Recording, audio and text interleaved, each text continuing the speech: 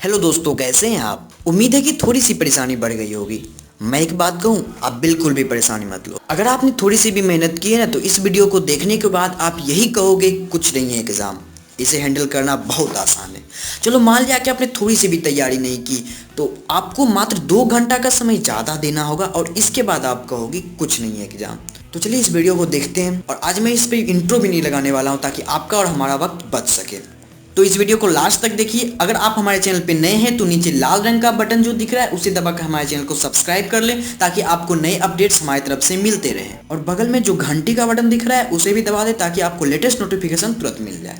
सबसे पहले मैं यही कहना चाहूँगी, अगर आप अभी भी अपने पुस्तक के पीछे पड़े हैं, कोचिंग या इंस्टीट्यूट के द्वारा प्रोत्साहित नोट्स पे ध्यान दे रहे हैं, अथवा गेस्ट पेपर लेकर के उसका क्वेश्चन आंसर कंटिन्यूसली सॉल्व कर रहे हैं, तो उसे छोड़ दीजिए।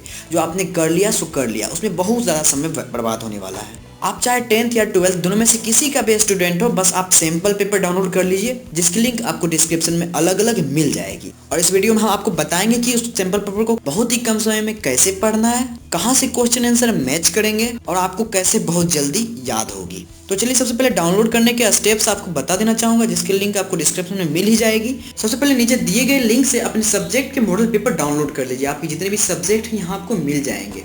और चलिए अब जानते हैं कि किस तरह से उसको पढ़ना है। दोस्तों, अब आपके पास प्रत्येक सब्जेक्ट के 10 मॉडल सेट हैं, जो बिहार बोर्ड द्वारा प्रोत्साहित की गई है, जिससे क्वेश्चन 95% मैच करने के चांस होते हैं।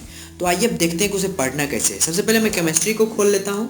और आप यहाँ देख पा रहे हैं केमिस्ट्री की जो क्वेश्चन है 2 भाषाओं में दी गई है, जिससे आपको पढ़ने में आसानी हो। हिंदी और इंग्लिश 2 भाषाएं हैं। मैं फिजिक्स को टारगेट करता हूँ और बताता हूँ कि उसे पढ़ना कैसे है। मैंने फिजिक्स को खोल लिया। यहाँ पे 1 से 11 तक शॉर्ट आंसर टाइप क्वेश्चन, जिसे आप पढ़कर भी याद कर सकते हैं अथवा हल कर सकते हैं। आपको कॉपी कलम लेने की कोई आवश्यकता नहीं है। जैसे कि यहाँ पे एक क्वेश्चन है, what do you mean by surface charge density and right it's SI unit. अगर आप हल जानते हैं तो आप डायरेक्ट कुछ सोच सकते हैं, सपोज कर सकते हैं, अपनी भाषा में बोल सकते हैं।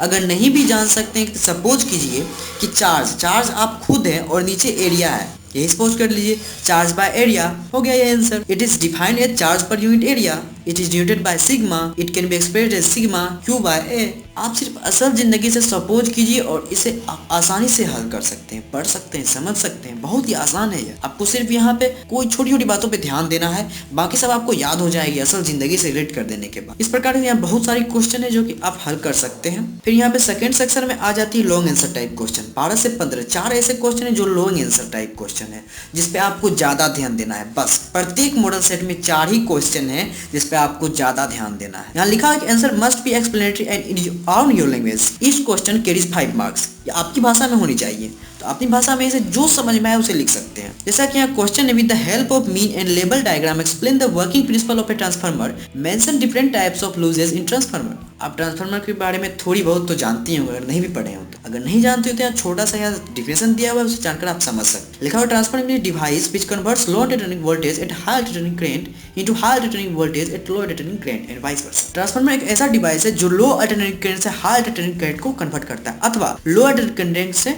हाई अल्टरनेटिंग करंट को कन्वर्ट करता है, अथवा इसके एक दूसरे के विपरीत है। फिर यहाँ पे कुछ डायग्राम दिए गए हैं, आप इसे आसानी से पढ़कर समझ सकते हैं और याद हो जाएगी आपको एक बार में। इस प्रकार से बहुत सारे क्वेश्चन 4 क्वेश्चन हैं जो लार्ज आंसर क्वेश्चन है, जिसे आप पे ज़्यादा ध्यान देना है। प्रत्येक मॉडल सेट में 4 क्वेश्चन।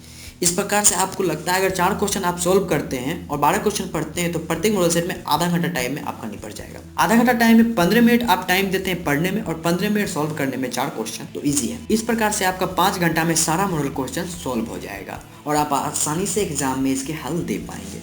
तो यह कुछ भी नहीं है, यह बहुत ही आसान है इसे पढ़ना। इन सारे मॉडल सेट को पढ़ने के बाद अगर आपको अब भी हिचक है तो अपने पुस्तक में दी हुई समरी को 2 या 4 लाइन में स्किप करके पढ़ लें। सभी लाइन को नहीं पढ़ना है, या फिर अपने नोट में जो पॉइंट दी हुई है उसे भी 2 या 4 लाइन को स्किप करके पढ़ लें, तो आपको बिल्कुल बेहिचक होकर एग्जाम में बैठ सकते हैं। अगर आप टारगेट करते हैं इन मॉडल सेट को एग्जाम की 1 दिन पहले भी पढ़ें तो भी आपका एग्जाम बहुत ही मस्त धांसू तरीके से जाएगा। और एक बात, हाँ, एग्जाम में जो आंसर हम देते हैं उसका जिंदगी भर हमको आंसर याद रहता है, ये बात तो सच है। और एग्जाम में कोशिश करें कि भाषा आपकी हो और बात पुस्तक की हो। मेरा कहने का अर्थ ये है कि आप अपने भाषा में लिखने की ज़्यादा से ज़्यादा कोशिश करें, पर जवाब मिलता जुलता हो। तो धन्यवाद दोस्तों, इस वीडियो में आज इतना ही। आशा करता हूँ कि आपको ये वीडियो पसंद आई होगी।